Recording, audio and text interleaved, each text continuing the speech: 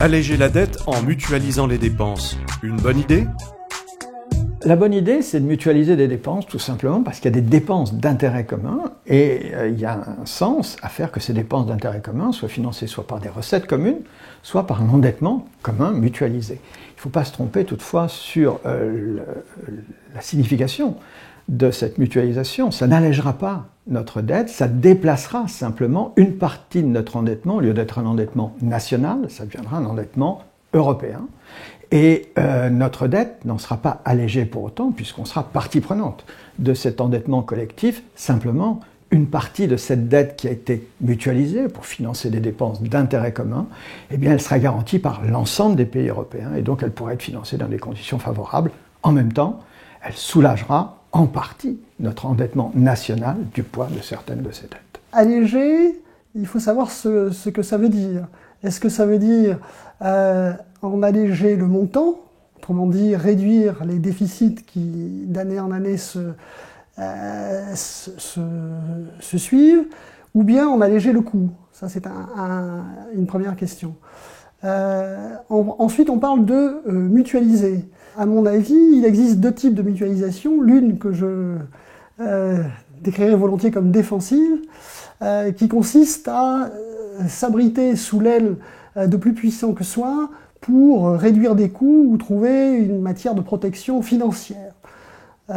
L'autre, que je qualifierais volontiers d'offensive, elle consiste à se projeter vers l'avenir et à se dire qu'on peut faire en commun pour des dépenses qui dépassent le cadre national, plus que ce qu'on ferait chacun de son côté isolément. Donc ces deux aspects, il faut les considérer chacun pour ce qu'ils sont, et à ce moment-là, tâcher de répondre à la question. Quelles sont les dépenses à mutualiser ? On ne peut pas les cibler précisément, mais on peut définir un principe qui permet de trouver quelles sont les dépenses mutualisables. Et malheureusement, l'actualité nous facilite terriblement la tâche. Les dépenses qui devraient être mutualisées sont toutes celles qui, étant faites par un pays, en fait, sont d'un intérêt commun. L'exemple, il est facile aujourd'hui, la protection de nos frontières. Elle relève de l'intérêt commun. Si un pays protège mal l'accès à l'Union économique, à la zone de Schengen par exemple, eh bien tous les pays sont concernés. On le voit avec ce qui se passe en matière de réfugiés, ce qui veut dire qu'on a tout intérêt à décider que ces dépenses de protection de nos frontières communes sont des dépenses que nous assumons ensemble, parce que si un pays n'a pas les moyens nécessaires, ne met pas les moyens nécessaires pour le faire, l'intérêt de tous est concerné. Des dépenses de ce type, je pense qu'il y en a un certain nombre. Il y a bien sûr ce qui concerne la protection de nos frontières communes, il y a aussi ce qui concerne les infrastructures collectives dont nous avons besoin. Il y a aussi ce qui concerne les dépenses de défense, clairement, qui sont d'un intérêt commun.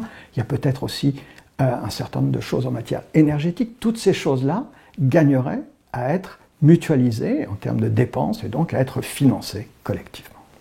Pour ce qui est de l'aspect de la mutualisation offensive, on peut aussi se demander s'il y a moyen, et c'est plus délicat, de faire contribuer les uns et les autres à des dépenses dont ils sont bénéficiaires alors même qu'ils ne sont pas les payeurs. Alors, je prends l'exemple de la défense.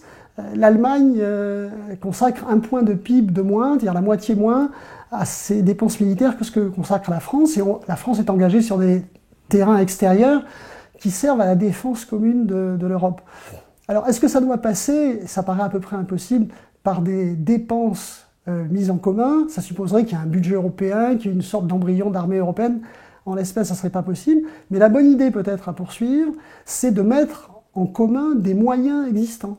On peut imaginer une division allemande sous commandement français en Afrique, ou des douaniers français venant porter aide en tant qu'hommes, en tant que moyens, à des douaniers italiens sur la frontière méditerranéenne. Voilà ce genre de choses. Le critère des 3% de déficit par rapport au PIB est-il encore crédible ? Je pense qu'il faut revenir sur cette idée qu'on a besoin de critères chiffrés pour encadrer notre politique budgétaire. Il y a un critère sur les déficits publics, 3%, vous l'avez rappelé, puis il y a un critère sur l'endettement. des États, 60%. C'est des chiffres qu'on a voulu figer une fois pour toutes, alors que la logique économique nous dit qu'on a besoin en permanence de disposer de marge de manœuvre budgétaire pour pouvoir régler, lorsque c'est nécessaire, la conjoncture. La crise de 2008 nous a montré qu'on avait besoin de disposer de marges budgétaires importantes. La zone euro, de ce point de vue-là, s'est interdit de les utiliser pleinement, et je pense que notre conjoncture en a fortement souffert. Donc il faut revenir sur cette logique où on essaie d'imposer des limites rigides à notre endettement et essayer de développer ensemble une approche, non pas qui laisserait chacun s'endetter autant qu'il veut, mais qui permettrait à la zone euro, prise dans son ensemble, d'utiliser collectivement, lorsque c'est nécessaire, l'arme budgétaire pour soutenir sa conjoncture. Le 3%, disons que c'est une commodité. Plus que une parole, une vérité biblique. C'est une commodité. Donc, en effet, il faut avoir l'œil sur des dérives possibles. Et la bonne solution, c'est de mettre une barrière. Mais bon. Et puis, il faut avoir aussi une vision qui déborde le court terme. D'une certaine façon, la gestion des budgets, c'est une gestion annuelle. La question du 3%, même si c'est sur 3 ans, etc., ça reste du court terme. On peut se poser la question de savoir ce que l'Union européenne ou la zone euro peut faire collectivement pour engager l'avenir vraiment.